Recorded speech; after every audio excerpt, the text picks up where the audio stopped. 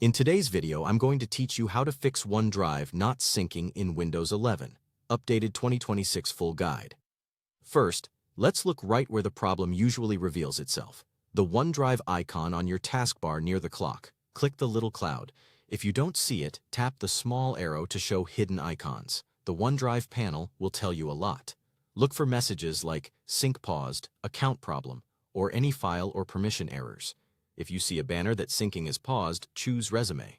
If there's an obvious error message, note what it says so you understand what's blocking progress. Sometimes the panel will also show which files are stuck, which is a helpful clue while we go through the next fixes. Now, confirm your internet connection is steady.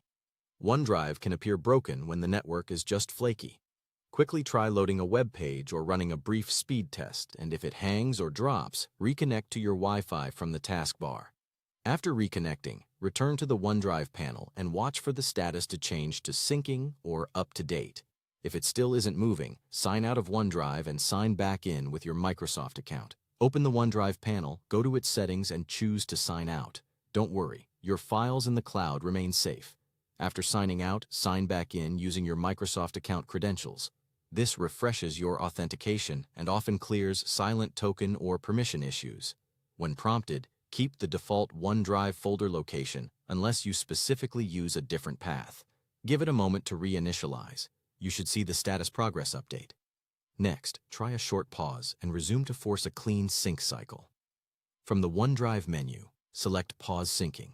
Wait about 10 to 15 seconds, then resume syncing. This quick toggle resets transient hiccups and can kick off pending uploads or downloads that were stuck in a queue.